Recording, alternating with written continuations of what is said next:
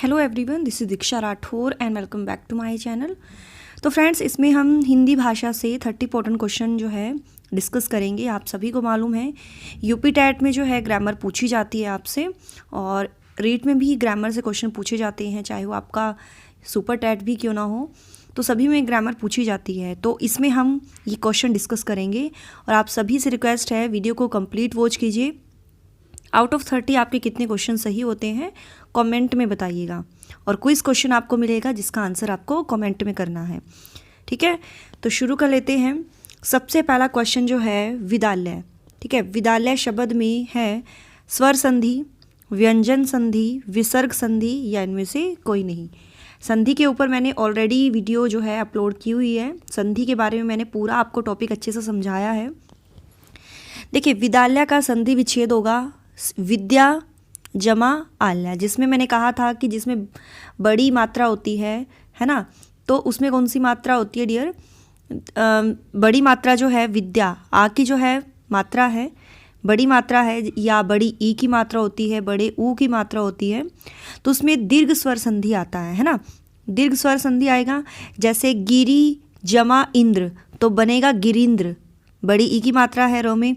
भानु जमा उदय भानुदय, भानु न में बड़े ऊ की मात्रा है, तो इन सभी में भी दीर्घ स्वर संधि है। तो यहाँ पर आंसर हमारा सही हो जाएगा फर्स्ट आंसर। ठीक है, फर्स्ट आंसर बिल्कुल सही है। अगला क्वेश्चन है पवन शब्द का संधि विच्छेद होगा। संधि विच्छेद होता है इनको तोड़कर लिखना, यानी इनको अलग करके लिखना। प जमा वन, पव जमा अन, पो जमा अन या पव जमा न। तो पवन का संधि विच्छेद क्या होगा? जैसे इसके जो एग्जाम्पल्स भी हैं, जैसे ने जमा अन क्या बन गया? नयन, है ना। और पो जमा अक क्या बन गया? पावक, है ना। तो पवन का क्या आएगा? पवन का आएगा पो जमा अन। ठीक है, सी आंसर यहाँ पर सही है। और इसमें कौन सी संधि है? इसमें है अयादि संधि। ये मैंने आपको बहुत अच्छे से क्लियर किया हुआ है संधि के बारे में। क्लियर। नेक्स्ट क्वेश्चन है हिंदी में वचन होते हैं 1, 2, 3 या अनगिनत। तो हिंदी में वचन कितने होते हैं? संज्ञा, सर्वनाम, विशेषण और क्रिया के जिस रूप से संख्या का बोध हो उसे वचन कहते हैं। और कितने टाइप्स के होते हैं? 2 टाइप्स के होते हैं, एक वचन और बहुवचन, है ना। आगरा का बहुवचन होगा आगरे, आगरो, आगरे, या बहुवचन नहीं होगा। तो आगरा जो है ना, आगरा व्यक्तिवाचक संज्ञा है, और व्यक्तिवाचक संज्ञा का बहुवचन नहीं होता है, तो यहाँ पर बहुवचन नहीं होगा। आप ना वीडियो को पॉज कर लिया करो डियर। ठीक है, नेक्स्ट क्वेश्चन जो है जिन शब्दों में प्रयोग के अनुसार कोई परिवर्तन नहीं होता उन्हें कहा जाता है पद, विकारी शब्द, अविकारी शब्द या पदबंध। तो ऐसे शब्द जिसके रूप में लिंग, वचन, पुरुष कारक इसमें परिवर्तन के बावजूद कोई विकार उत्पन्न नहीं होता उसे हम क्या कहते हैं? अविकारी शब्द। ठीक है, तो यहाँ पर आंसर सही हो जाएगा थर्ड आंसर। शब्द के सही रूप का चयन कीजिए। तो इसमें ये बताना है कौन सा शुद्ध है, वर्तनी की दृष्टि से कौन सा शुद्ध शब्द है। तो ये तो गलत है तृष्णा, ये भी सही जो है ये है तृष्णा, इस तरह से डलता है। और शुद्ध अशुद्ध वर्ड पूछे जाएंगे आपसे पेपर में, तो आपको अच्छे से देखना है। ठीक है, डी आंसर सही होगा। कवि का स्त्रीलिंग रूप होगा कवित्री, कवि, कवियत्री या कवियत्री। तो स्त्री रूप जो है, स्त्रीलिंग रूप जो है कवियत्री होगा, यानी सी आंसर यहाँ पर सही है। संस्कृत के वे शब्द जो हिंदी में बिना किसी परिवर्तन के प्रयुक्त होते हैं कहलाते हैं संस्कृत, तद्भव, तत्सम या देशज। 38 में आंसर सही हो जाएगा। वे संस्कृत शब्द जो अपने असली यानी बिना परिवर्तन में हिंदी भाषा में प्रयुक्त होते हैं या हिंदी भाषा में प्रचलित हैं उन्हें हम तत्सम शब्द कहते हैं। तो थर्ड आंसर सही है। जब किसी समास में दोनों शब्द जो हैं प्रधान हों तो उसको कहते हैं द्वंद्व समास, द्विगु समास, प्रधान समास या तत्पुरुष समास।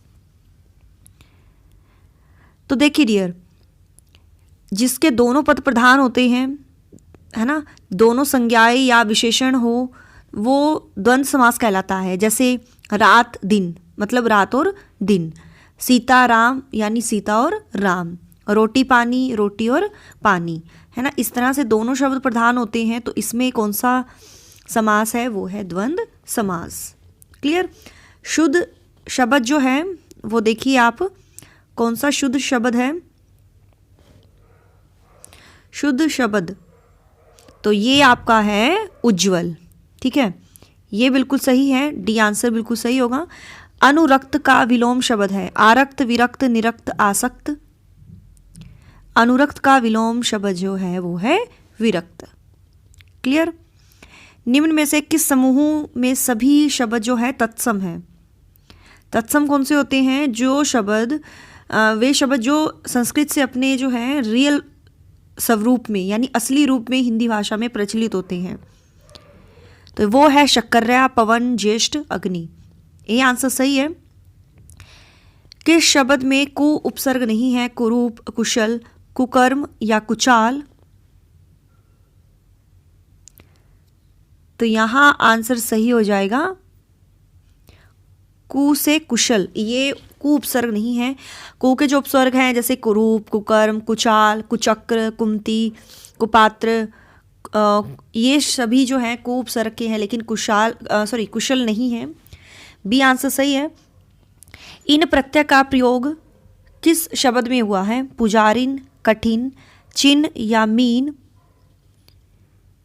तो इन जो शब्द, मतलब जो शब्दों से पहले लगता है वो उपसर्ग होता है और बाद में जो लगता है वो क्या होता है? प्रत्यय। तो पुजारिन जैसे नागिन, नातिन, पड़ोसिन, मालकिन, है ना, पुजारिन। तो यहाँ पर ए आंसर हमारा सही हो जाएगा। इसमें लगा है इन प्रत्यय।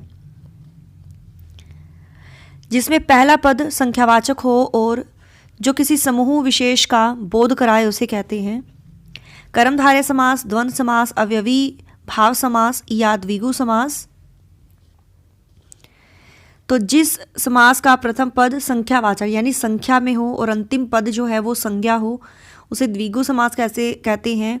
जैसे दो पैर, यानी दो पैरों का समाहार। और एक हो गया आपका त्रिफला, यानी तीन फलों का समाहार। तो इसमें कौन सा लगेगा? तो इसमें लगेगा द्विगु समास। ठीक है। द्वंद्व समास है लंबोदर, अंधकूप, नर नारी या शरणागत। तो जैसा कि मैंने आपको बताया है, द्वंद्व कौन से होते हैं? जिसमें दोनों पद प्रधान होते हैं, जैसे राधा कृष्ण, राधा और कृष्ण, देश विदेश, देश और विदेश, नमक मिर्च, नमक और मिर्च, लव कुश, लव और कुश, जिसके बीच में योजक होता है। ये इनके दोनों के बीच में ये वाला होता है ना, इसको योजक कहते हैं। ठीक है, इंग्लिश में बोलते हैं इसको हाइफन। क्लियर। सी आंसर सही है। नगर में रहने वाले को कहा जाता है शहरी, नागर, नर नारी या शरणागत। नगर में रहने वाले को नागर कहा जाता है। जातिवाचक संज्ञा नहीं है शैशव, लोहा, लकड़ी या पुस्तक। तो देखिए शैशव जो है ये जातिवाचक संज्ञा नहीं है, बल्कि ये भाववाचक संज्ञा है। ठीक है, तो यहाँ पर आंसर सही हो जाएगा ए आंसर शैशव। जैसे बचपन हो गया आपका, बुढ़ापा, मित्रता, ये सभी जातिवाचक संज्ञा है। निम्न में से किस वाक्य में संप्रदान कारक है? देखिए कारक जो होते हैं वो 8 होते हैं। इनके चिन्ह हैं कर्ता ने, कर्म को, कर्ण से, संप्रदान को, के लिए, अपदान से, संबंध का, की, के, रारी, रे, अधिकरण, में, पर, संबोधन कारक है, अरे, है ना। तो संप्रदान कारक इसमें कौन से आएगा? वो आएगा आपका कि भाई राजा ने निर्धनों को कंबल दिए। संप्रदान का कारक चिन्ह क्या है? को और के लिए। ठीक है, तो राजा ने निर्धनों को कंबल दिए, तो यहाँ पर सी आंसर हमारा सही है। नेक्स्ट क्वेश्चन है, वह स्वयं ही जान जाएगा में वह सर्वनाम है पुरुषवाचक सर्वनाम, निजवाचक सर्वनाम, संबंधवाचक सर्वनाम या अनिश्चयवाचक सर्वनाम। वह स्वयं ही जान जाएगा, वह शब्द जो है, तो यहाँ आंसर सही हो जाएगा। जैसे मैं, तू, आप, वह, ये सभी जो है पुरुषवाचक सर्वनाम है। ठीक है डियर, तो ए आंसर यहाँ पर हमारा बिल्कुल सही है। संयुक्त क्रिया का उदाहरण कौन सा है? रस्सी जल गई, सीमा पढ़ रही है, तुम प्रतिदिन पढ़ने आया करो, या बच्चा सोता है। तो देखिए, जो क्रिया दो या दो से अधिक धातुओं के मेल से बनती है उसे संयुक्त क्रिया कहते हैं कि तुम प्रतिदिन पढ़ने आया करो। ठीक है, सी आंसर यहाँ पर हमारा सही है। सरल या साधारण वाक्य किसे कहते हैं? जो छोटा हो, जिसका अर्थ सरलता से समझ में आ जाए, जिसमें एक कर्ता और एक अनेक क्रियाएं हो, या जिसमें एक उद्देश्य, एक विधेय और एक ही क्रिया हो। 52 में आंसर सही हो जाएगा। तो ये है जिसमें एक ही उद्देश्य, एक विधेय और एक ही क्रिया हो। फॉर एग्जाम्पल, जैसे मैं काशी गया, इसमें एक ही उद्देश्य है, एक ही विधेय है और एक ही क्रिया है। ठीक है।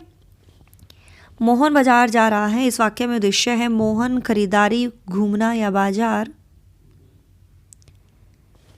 तो इसमें देखिए, मोहन बाजार जा रहा है तो मोहन जो है कर्ता या उद्देश्य है, जबकि इसमें बाजार क्या है? आपका कर्म, और जा रहा ये आपकी क्रिया है। ठीक है, तो मोहन जो है ये उद्देश्य है, या हम जिसको कहते हैं कर्ता। ए आंसर सही है। निम्न में से मिश्रित वाक्य है। वर्षा हो रही है, मैं पढ़ता हूँ और वह खेलता है। सुधीर पढ़ता है, या मैंने सुना है कि नीना पास हो गई। निम्न में से मिश्रित वाक्य जो है वो है आपका कौन सा? 54 में कि मैंने सुना है कि नीना पास हो गई। डी आंसर सही है। किसी के कथन को उद्धृत करते समय किस विराम चिन्ह का प्रयोग किया जाता है? विस्मयवाचक चिन्ह, इसका जो साइन होता है इस तरह से होता है। ठीक है, और प्रश्नवाचक चिन्ह ये इस तरीके से। अवतरण का उदाहरण चिन्ह ये इन्वर्टेड कोमा जिसको कहते हैं। ठीक है, और निर्देशक चिन्ह होता है ये हाइफन की तरह ऐसे। तो किसी को हम संबोधित करते हैं, मतलब किसको हम उद्धृत करते हैं, तो यहाँ पर इन्वर्टेड कोमास का यूज़ करते हैं इस तरीके से, है ना। तो बी आंसर यहाँ पर सही होगा। सही विराम चिन्हों वाला वाक्य है तो कौन सा है? जो पत्र आज आया है कहाँ है ना। तो दोनों ही सेम है ये तो यहाँ पर आंसर क्या सही हो जाएगा? ए भी सही है और बी भी सही है, मतलब कोई सा भी लगा लो, ए आंसर बिल्कुल सही है। शेर को सामने देखकर यह वाक्य किस मुहावरे पूर्ण होगा? मैं 7वें आसमान पर पहुंच गया, मैं आग बबूला हो गया, मैंने आसमान सर पर उठा लिया, या मेरे प्राण सूख गए। तो बताइए इसका सही आंसर क्या होगा। और डियर, मेरा एक पर्सनल चैनल भी है स्टडी विद दीक्षा राठौर के नाम से, वो भी आप सब्सक्राइब कर लीजिएगा। यूट्यूब पर मिलेगा आपको स्टडी विद दीक्षा राठौर। तो शेर को सामने देखकर मेरे प्राण सूख गए, यहाँ पर डी आंसर सही होगा। सही मुहावरा है नेत्रों में मिट्टी डालना, आंखों में रेत फेंकना, आंखों में धूल झोंकना, या आंखों में कचरा डालना। तो सही मुहावरा इनमें से कौन सा है? आंखों में धूल झोंकना। ठीक है। हाथ ना आना, इस मुहावरे का निकटतम अर्थ है पकड़ में ना आना, बहुत बड़ा होना, हाथों का व्यायाम करना, या हाथ फैलाना। 59 में आंसर सही हो जाएगा, हाथ ना आना, मतलब पकड़ में ना आना। ठीक है, और इसका आंसर आप सभी को करना है कमेंट में। सिर फिर जाना का अभिप्राय है चक्कर आ जाना, अहंकारी हो जाना, सिर दर्द हो जाना, या पीछे मुड़कर देखने लगना। तो इसका आंसर आप सभी को कमेंट में करना है। ठीक है डियर, ये आपका क्विज का क्वेश्चन है, और आपके कितने क्वेश्चन हुए हैं सही आउट ऑफ 30 वो भी आप लिखिएगा। और कैसी लगी वीडियो ये ज़रूर बताइएगा। तो मिलते हैं नेक्स्ट टॉपिक के साथ, नेक्स्ट क्वेश्चन के साथ। So thanks for watching my video. Do like share and subscribe my YouTube channel. Till then bye bye, रब रखा, जय भोलेनाथ।